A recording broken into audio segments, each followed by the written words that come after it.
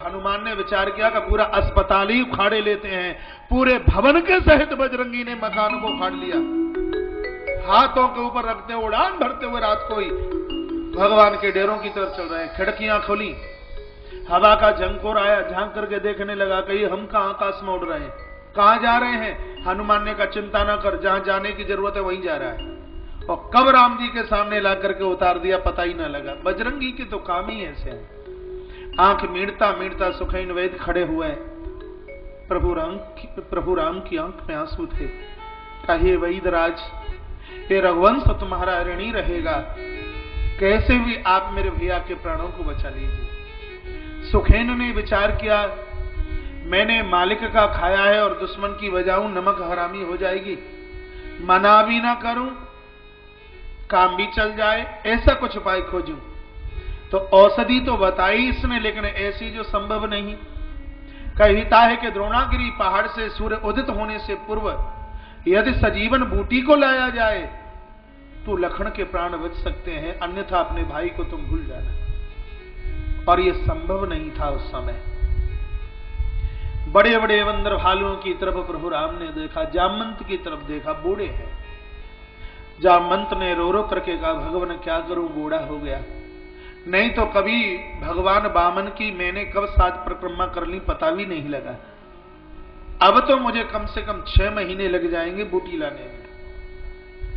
और उसके तत्पश्चात मेरे प्रभु श्री राम ने विकटास को पूछा, बड़े बहादुर हैं, बली हैं विकटास।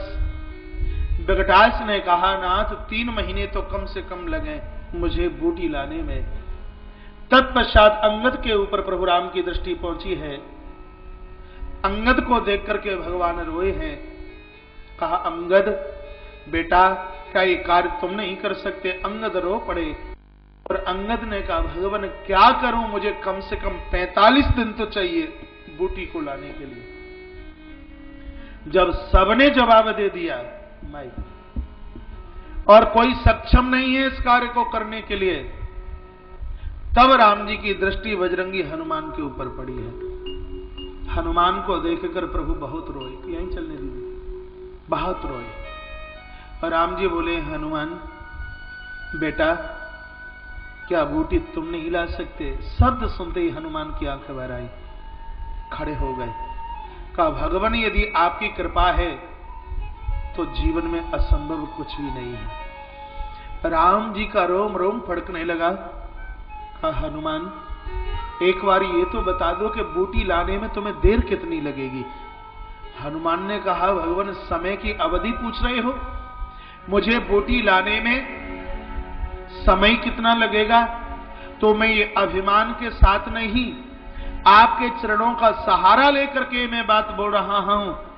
आपने समय के बारे में पूछा, भगवान मुझे बूटी लाने में कितनी देर लगेगी, तो सुन लीजिए, चढ़ी हुई भट्टी के ऊपर रखा हुआ तेल का कड़ावा और खौलते हुए तेल के कड़ावे में डाला गया सरसों का दाना, भगवान आपके चरणों की सौगंध खा करके कहता हूं, गर्म तेल में डाला गया एक सरसों का दाना, उसको चटकने में देर लग सकती है, लेकिन आपके पुत्र हनुमान को बूटी लाने में इतनी भी देर न लगे।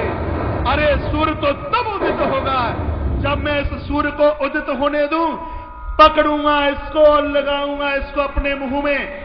भगवान मैंने ऐसा सुना है कि अमृत उस चंद्रमा के पास में है, चंद्रमा को मैं पकड़ूंगा और एक गीले कपड़े की तरह उसको निचोड़ूंगा, उसमें से निकलेगा अमृत और उस अमृत को डालूंगा मैं लखन के मुंह में। आप चिंता मत करना, माता अंजनी के चरणों की सौगंध खा करके कहता हूं कि मृत्यु की पीठ के ऊपर इतनी जोर से लात का प्रहार करूंगा कि मृत्यु की भी मौत हो जाएगी।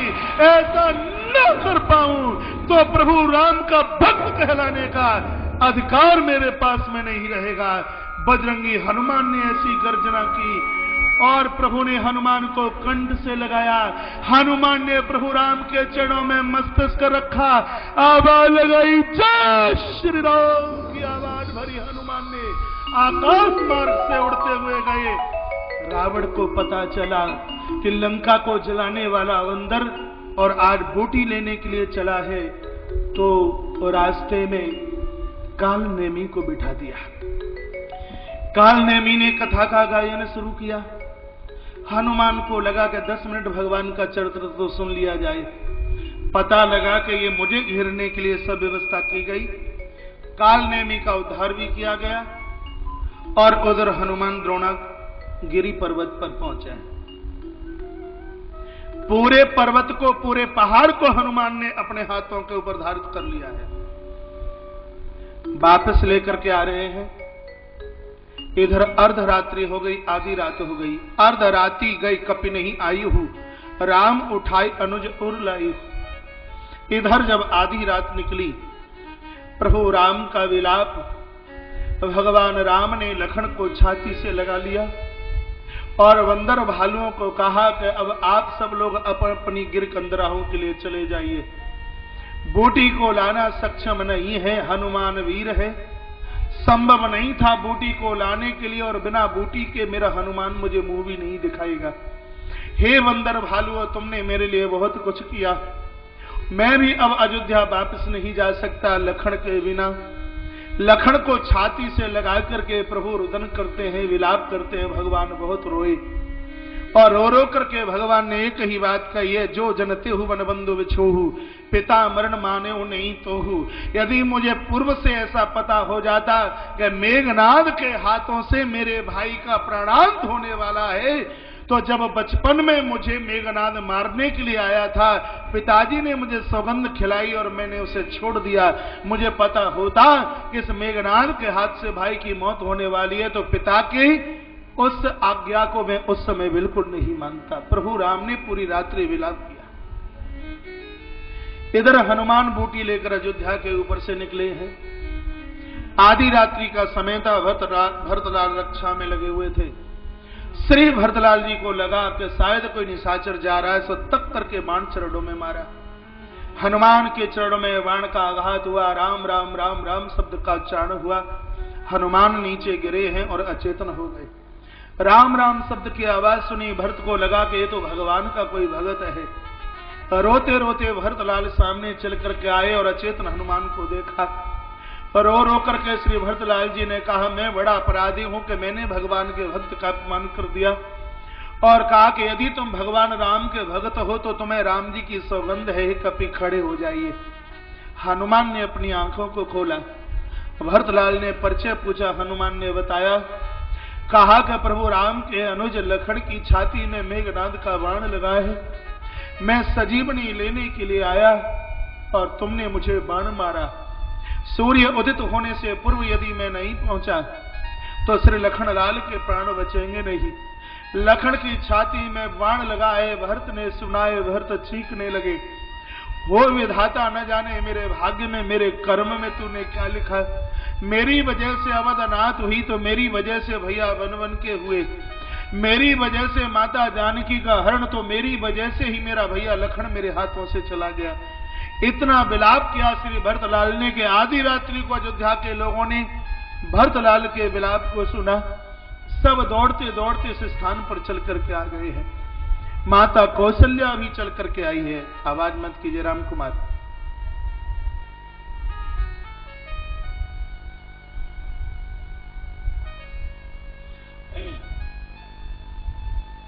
माता कौशल्या ने कहा, भरत क्या हुआ? भरत ने कहा, मैया हुआ क्या?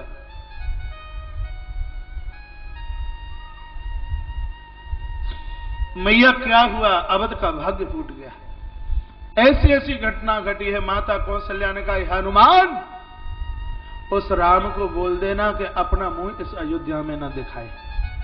उस राम की जरूरत इस अयोध्या के लोगों को नहीं है, जो पत्नी के लिए अपने भाई को गवा करके आ रहा है। क्या राम ने शर्म का पर्दा उतार करके रख दिया? क्या उसको अपनी उस लज्जा की बात का एहसास नहीं है कि लोग उसको ये कहने वाले हैं कि एक पत्नी के लिए राम ने लखन जैसे भाई को गवा दिया? हनुमान बोल देना उस राम को कि कौशल्या का आदेश है, यदि लखन जिंदा हो तो ही राम अयोध्या में प्रवेश करे, नहीं तो रास्ते में कोई सागर मिले और ये मेरी आज्ञा है कि वो राम उस समुद्र में डूब करके खत्म हो जाए। इस कौशल्या को उस राम की जरूरत नहीं है जो लखन जैसे भाई को गवा करके आ जाए। ये मेरा संदेश दे देना उस राम को। इतने में माता सुमित्रा और कैकेयी भी, ये भी दोनों चल करके आ गई। सुमित्रा ने कहा, भरत क्या हुआ? भरत ने पूरी बात बताई है। सुमित्रा ने कहा, हनुमान तुझे मेरी सौगंध है, माता कौशल्या ने जो कहा है वो मेरे राम को मत बोलना, और जो वो मैं कह रही हूं वो मेरे राम को संदेश दे देना। क्या संदेश दे रही है सुमित्रा? सुमित्रा ने कहा कि राम को बोल देना कि बेटा तू अकेला नहीं है, लखन चला गया है तो सुमित्रा कभी भी तुझे उलाना देने वाली नहीं है। अभी मेरे पास में शत्रुघ्न और है, मैं पीछे से शत्रुघ्न को भेज रही हूं, रावण को उसकी दंडता का दंड, और बेटी जानकी को लेकर के राम अयोध्या पधारे, उसका सम्मान है। लखन चला गया, कोई चिंता की बात नहीं। लेकिन हनुमान तू मुझे ये बता दे कि शक्ति लखन की छाती पर लगी है या पीठ के ऊपर लगी है? हनुमान ने कहा, माता शक्ति तो छाती पर ही लगी है। मां खुश हो गई और कहा कि शक्ति छाती पर लगी है तो मैं तुझे बूटी लेकर के चली जाने दूंगी। यदि शक्ति पीठ के ऊपर लगी होती तो हनुमान मैं तुझे यहां से जाने नहीं देती। क्यों? कायर की पीठ के ऊपर दुश्मन वार करता है। यदि पीठ के ऊपर शक्ति लगती तो मैं सोच लेती कि कायरों की तरह भागा होगा, इसलिए दुश्मन ने पीठ के ऊपर वार किया होगा। यदि लक्ष्मण की छाती पर शक्ति लगी है तो आज मेरा ये दूध धन्य धन्य हो गया। मुझे प्रसन्नता इस बात की है कि हे सुमित्रा, 9 महीने जिस पुत्र को तूने अपने उदर में रखा, आज तेरा बेटा परमात्मा की सेवा में खप गया। मुझे बिल्कुल कोई चिंता की बात नहीं है। भरत ने कैकेयी को कहा, ओ पापिनी, इन माताओं से कुछ सीख ले। एक ये वो मां है जिसने अपने बेटे के स्वार्थ के लिए भगवान को घर से बाहर कर दिया, और एक ये वो मां है जो एक राम के लिए अपने दोनों पुत्रों की कुर्बानी देने के लिए तैयार है। कैकेयी की आवाज को लगाम लग गई, कुछ बोल नहीं पाई। पूरा अवध इकट्ठा हुआ, लेकिन अयोध्या की एक नारी इस दरबार तक हनुमान के पास तक नहीं आई।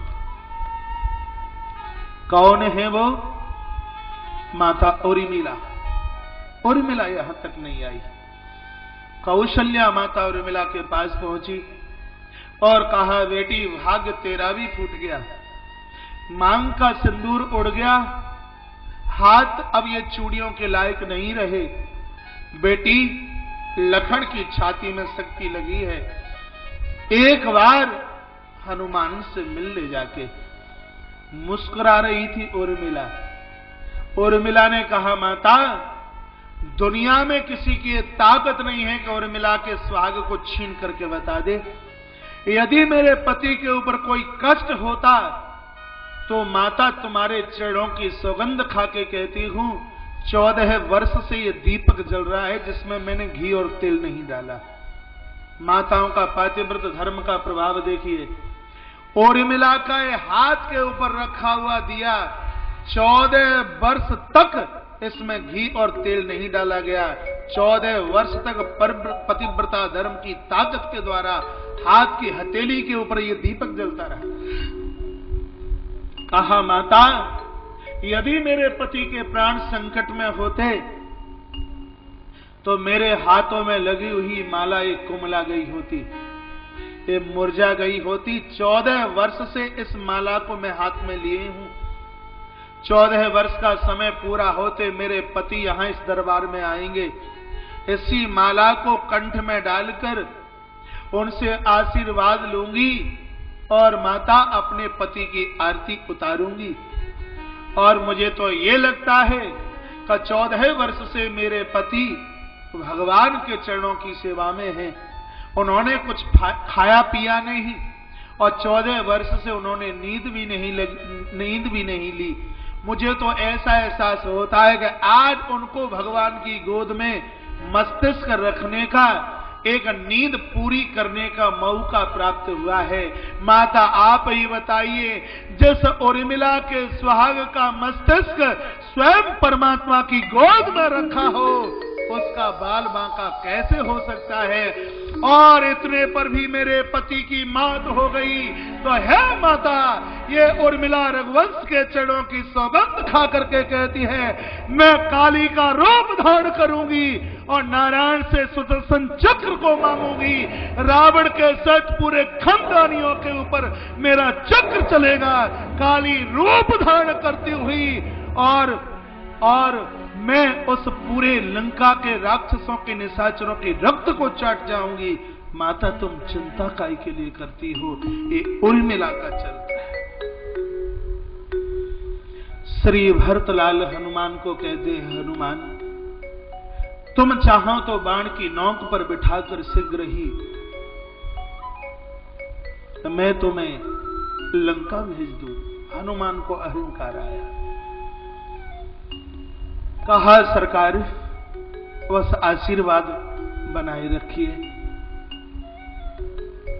श्री हनुमंतलाल जी पवन की तरह आकाश में उड़ते हुए जा रहे हैं और इधर प्रातः होने वाला है।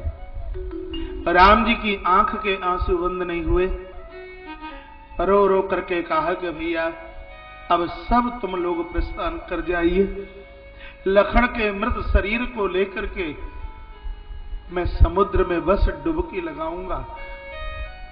रो रो करके राम ने कहा, लखन यदि बीच रास्ते में तुम्हें छोड़ना था मुझको, तो उस समय तुम अयोध्या से क्यों आए जिस समय मैंने तुम्हें मना किया?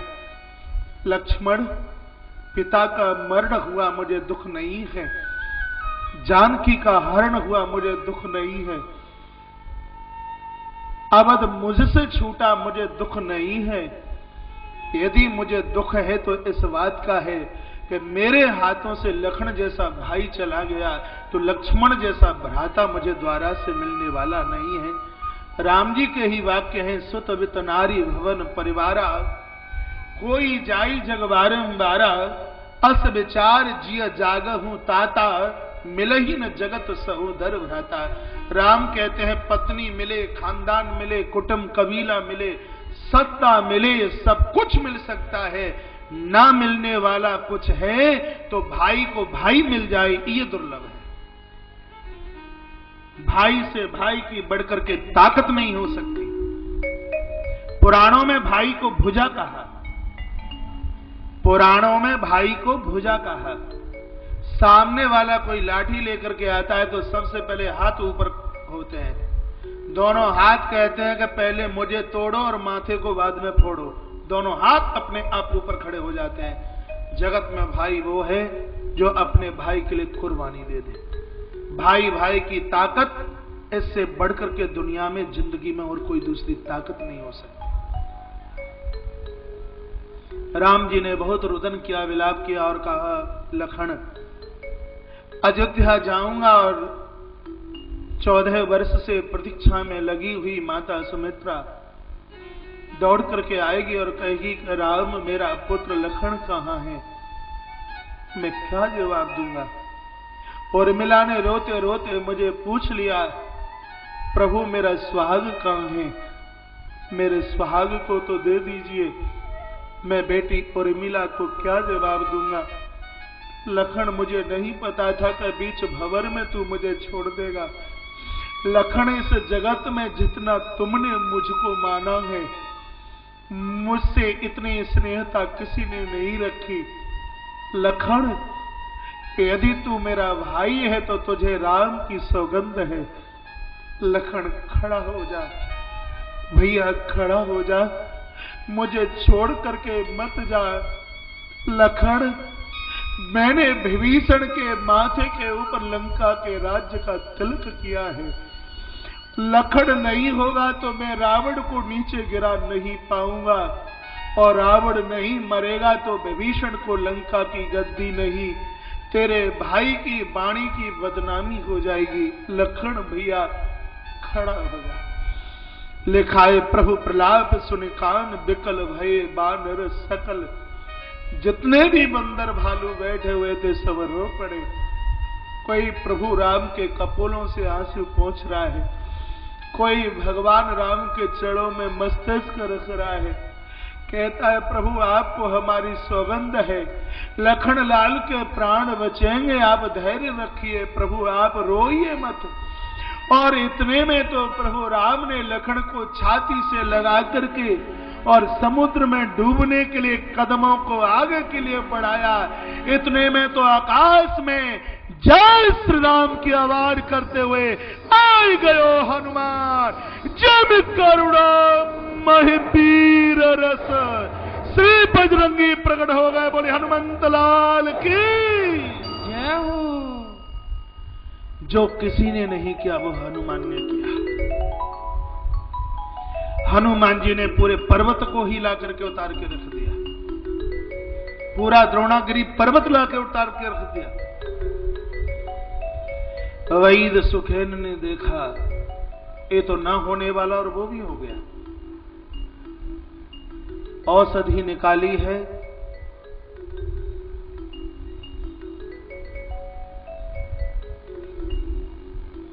इस सामने से कैसे धुआं हो रहा है मुख्य गेट के पास में, ये विशाल शिवलिंग के पास में इतनी अगरबत्तियां ना जलाई जाएं, और पूर्व से ही इन समूची बातों की चेतावनी दे दी गई है। आपकी मानसिक भावना, आपकी मानसिक पूजा ही भगवान शंकर की कृपा को राजी से नहीं तो गैरराजी से बटोर लेगी। बजरंग दल के कार्यकर्ता एक बार मुख्य शिवलिंग के पास में जाएं,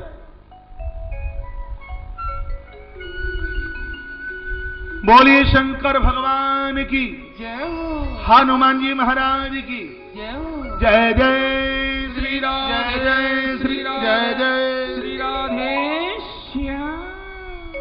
थोड़ा सा ध्यान एकाग्रचित कीजिए। औषधि मुंह में डाली गई, लखनलाल ऐसे खड़े हो गए जैसे 4 घंटे का कोई व्यक्ति सोता हुआ व्यक्ति खड़ा हो जाए।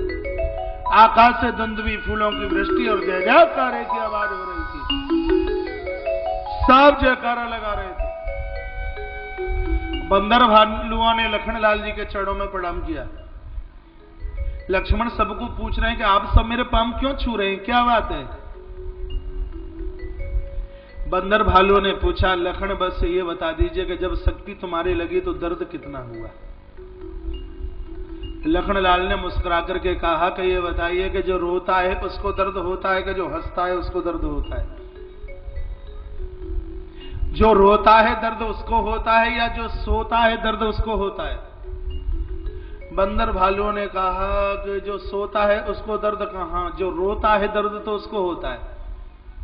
लक्ष्मण पूछने लगे बंदर भालुओं को, बताइए सो कौन रहा था। कहा तुम। रो कौन रहा था। कहा राम। तो मुझे क्यों पूछ रहे हो, राम को पूछिए ना कि लखन को शक्ति लगी तब तुम्हें कितना दर्द हो रहा था। तो मुझे क्यों पूछते हो, ये तो भगवान को पूछिए।